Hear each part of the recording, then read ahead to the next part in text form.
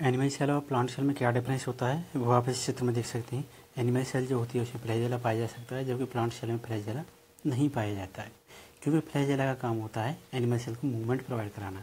ये basically bacteria या पर स्मॉल ऑर्गेनिज्म जो माइक्रो ऑर्गेनिज्म होते हैं उनमें फ्लैजेला पाया जाता है। और इसके अलावा स्मॉल और नो वैक्यूल एनिमल सेल में या तो वैक्यूल प्रेजेंट ही नहीं होता है, अगर होता है तो बहुत ही छोटा होता है, जबकि प्लांट सेल में वैक्यूल्स प्रेजेंट होता है और काफ़ी बड़े साइज में होता है। क्लोरोप्लास्ट प्रेजेंट होते हैं।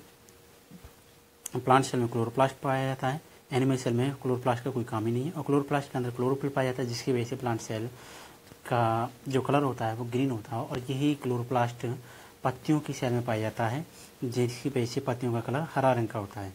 सेल वॉल प्रेजेंट होती है प्लांट सेल में, एनिमल सेल में सेल वॉल प्रेजेंट होती है और एनिमल सेल में एब्सेंट होती है।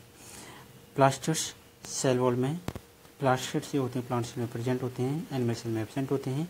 वैक्यूल्स या तो होते ही नहीं है या पर अधिक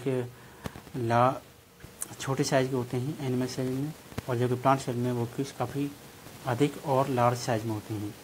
जबकि गोल्जी बॉडीज प्लांट सेल में प्रेजेंट होती है और एनिमल सेल में भी प्रेजेंट होती है, और सेंट्रोसोम्स और सेंट्रियोल्स एनिमल सेल में प्रेजेंट होती हैं, जबकि प्लांट सेल में एब्सेंट होती है। केवल पोलर कैप्स पर ही ये सेंट्रोसोम्स और सेंट्रियोल्स पाए जाते हैं प्लांट सेल में।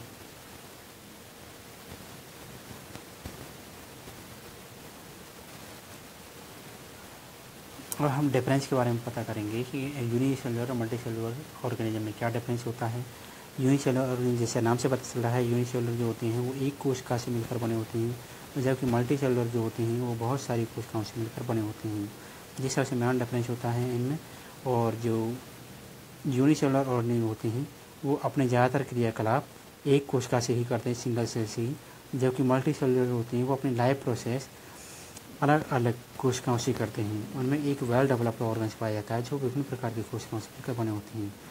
तो ये सेल ऑर्गेनाइज इसमें पाए जाते हैं बहुत सारे अलग अलग प्रकार के मल्टी सेलुलर ऑर्गेनिज्म में, जबकि यहाँ यूनिसेलुलर ऑर्गेनिज्म के एग्जाम्पल दिए हुए हैं, जैसे अमीबा, पैरामीशियम, यूग्लिना, पैरामीशियम ये है और यूग्लिना ये है, और बैक्टीरिया ये सभी माइक्रो ऑर्गेनिज्म होते हैं, यानी कि बहुत ही सूक्ष्म तरजीह होते हैं, और ये सभी यूनिसेलुलर हैं।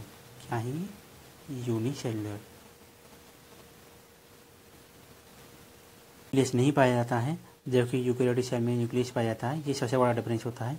Golgi apparatus, nucleus, endoplasmic reticulum, mitochondria, lysosome ये एक्स्ट्रा होते हैं इनमें यूकेरियोटिक सेल में, और जबकि प्रोकैरियोटिक सेल में जिनका मिलना ज़रूरी नहीं होता है। और